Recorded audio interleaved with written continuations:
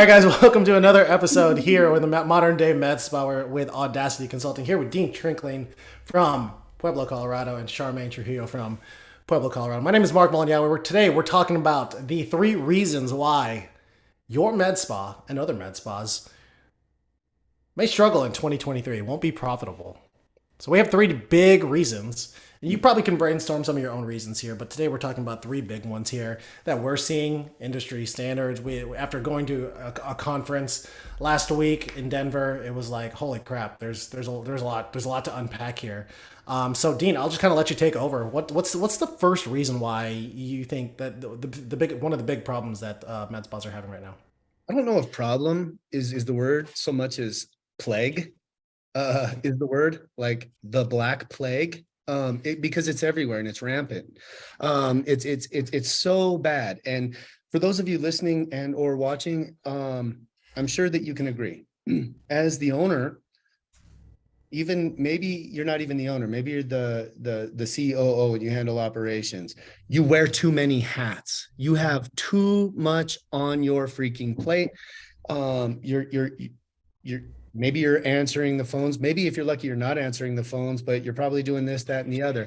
And I'll tell you, just the other day I had a call with a gal who owns 5 med spas, now 6 in Chicago.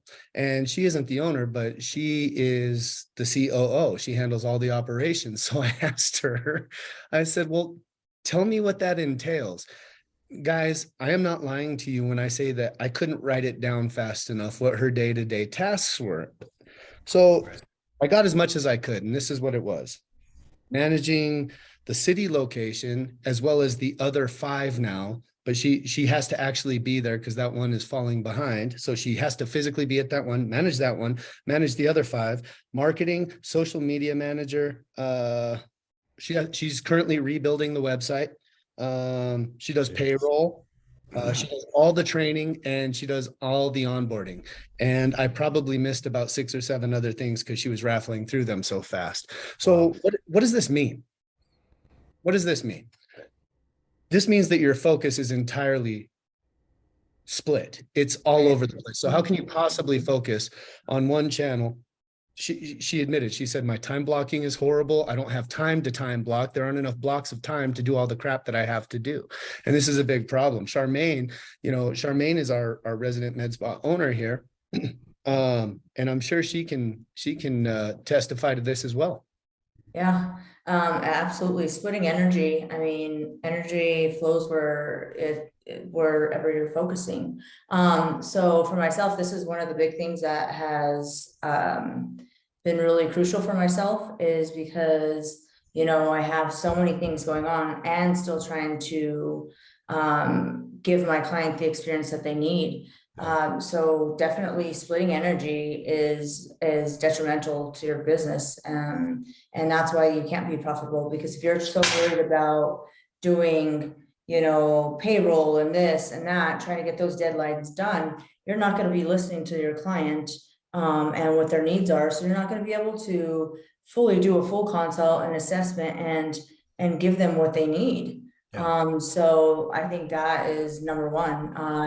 Delegation and having open communication with your team to where they know what they're supposed to do. Because I know for myself, I mean, it's so much easier for me to do than to explain, because that takes time out of all the 500 other things that I'm doing. But I've had to slow down and really delegate and trust in my team to do some of these things for me.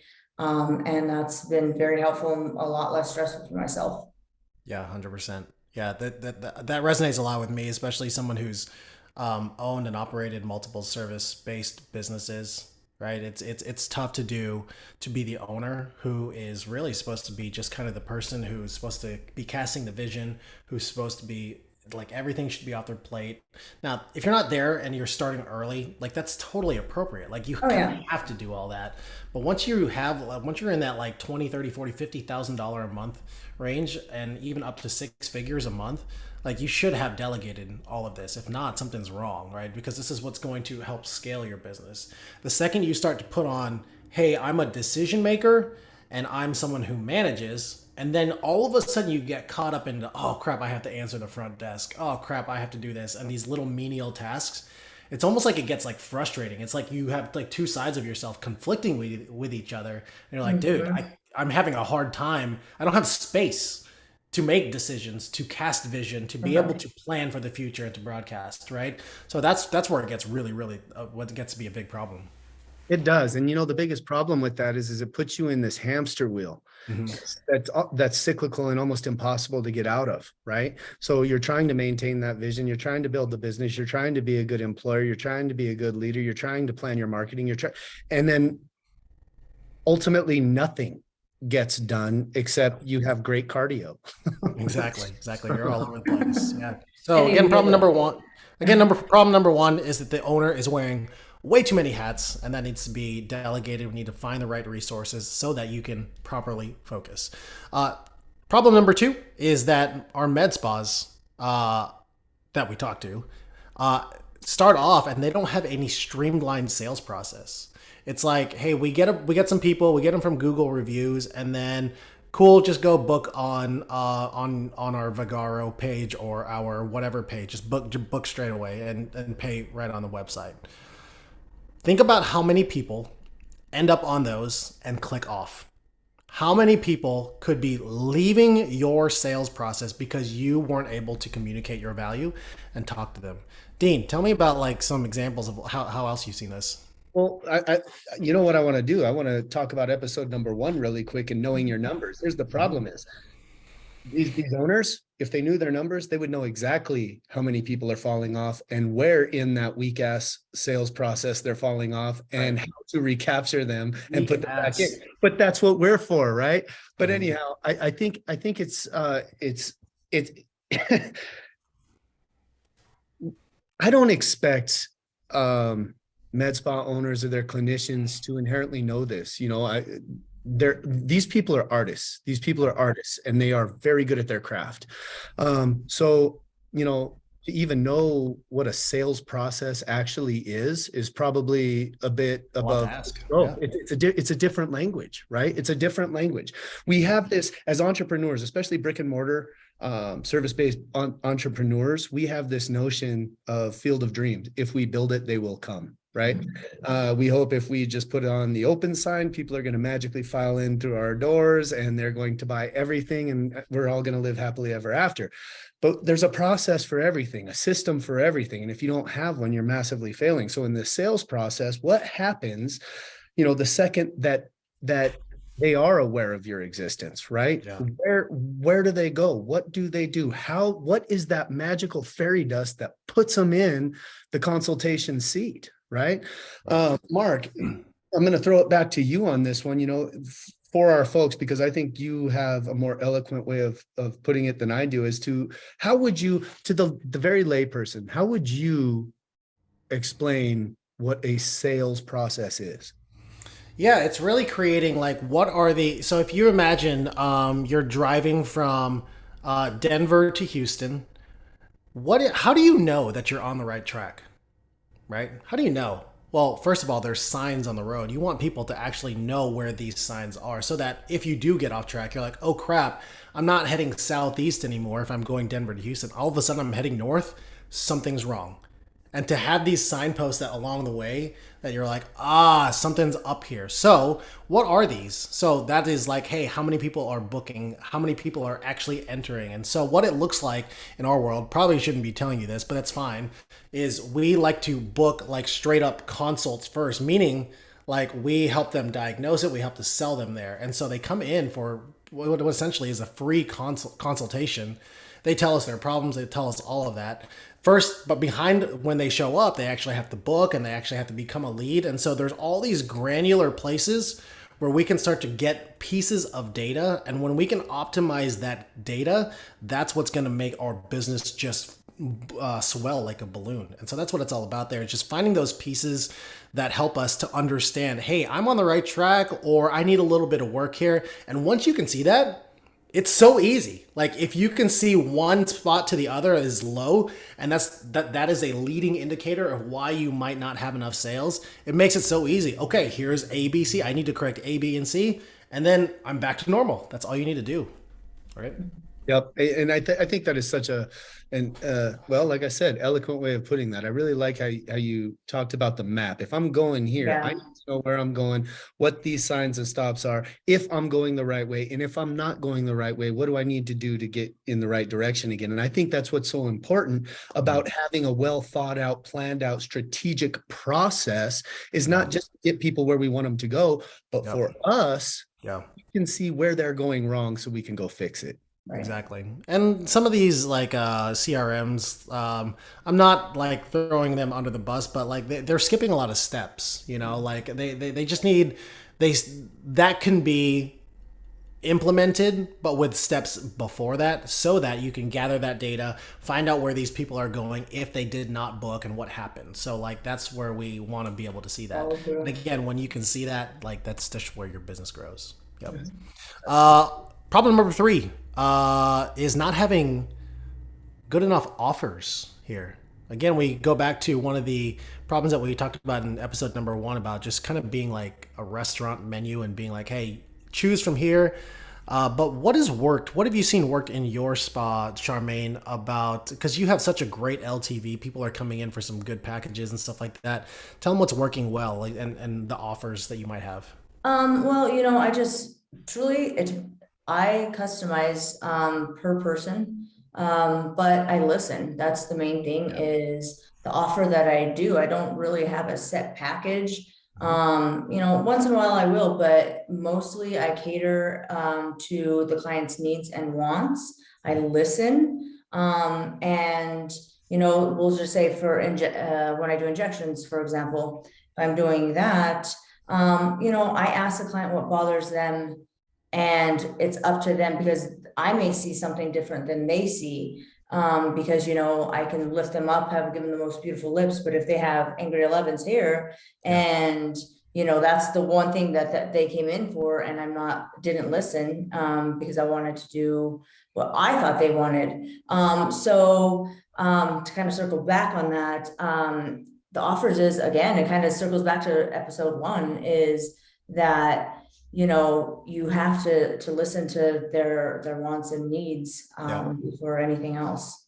Exactly. So, but that's what's worked for me, is just listening, because again, not one thing, not one laser or treatment is going to fix everything.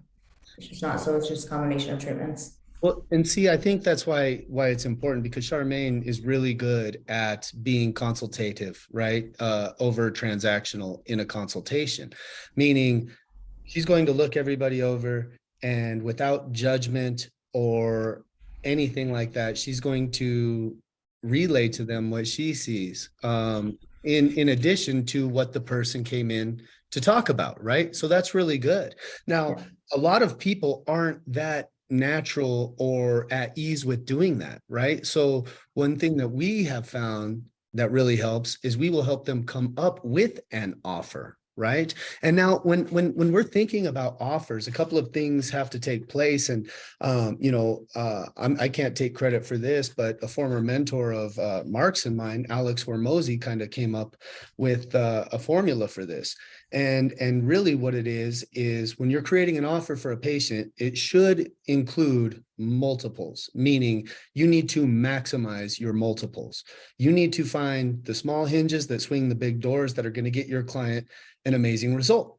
And what I mean by that is put several things together, right? If your client comes in and let's just say she's a 65-year-old female for Botox and wanting to reduce her wrinkles, chances are, she's probably lost a considerable amount of collagen and will need either, some collagen remodeling, some filler, anything like that. These are things that we can put together, and these are important. However, when you're packaging an offer for somebody who doesn't really know how to do this, we need to rely on this formula. So one, what is their dream outcome? We need to know what that is. Well, I want to look 15 years younger. Okay. Is that possible with this particular thing that we're doing? If it's just Botox, probably not, right? So we know that we need to throw some other things in there if we want to get them to that 15-year younger dream outcome. Now, what is the perceived likelihood of achievement? Meaning, what are the odds that that dream outcome will come true for them? Well, now that we have coupled multiple things, we've maximized our multiples, right? We know that the perceived likelihood of that occurring is exponentially greater than it was when they just came in for Botox, right? Now, what we have to look at is time delay. With what we're going to do, is there an amount of time that's going to put them down, you know? And with what we do in the med spa industry, compared to going under the knife, right, and getting plastic surgery, the downtime is next to nothing. Right? Next to nothing. So this is good. So all the boxes are being checked. Now I know the dream outcome is we can nail it. The perceived likelihood of achievement is above 90%. The downtime, right, is next to nothing. Now, what is the effort and sacrifice on the client's part? Probably not much. The effort is driving in there to the location. The sacrifice is the time. Right. And that's nothing. They're probably in and out within an hour, regardless of what the treatment is. And the downtime is minimal. They're going to start looking that 15 years younger, because we knew that just Botox alone wasn't the answer. We coupled a few more things together, and now we have an extremely happy client. Absolutely. One thing that stood out with there was that you kind of package it up and add some different parts. And just like Aristotle said, the whole is greater than the sum of the parts. You can have these onesie twosies, but once you put it all together, it drives it towards the result that they're looking for. The result that they're looking for, it isn't I want Botox or I want IPL or whatever. They want to look a certain way and feel a certain way. Right. And you need multiple things. And one thing of Botox probably won't get them to be like the most confident person in the world. So you got to package it up with other things, guys. Right. And All right, that's, guys. Go ahead, Charmaine. I was just to say, yeah, that's where I made my mistakes way in the beginning, even up to 6 years ago, was that thinking that, I'd tell them that and tell them like, oh, you're going to get a great result. But, throughout the years, I know that it's not going to do just that. If you need to couple things up and have multiple modalities to achieve the results that they're really wanting. And that's, again, reiterating, you have to listen for what bothers them and what they want.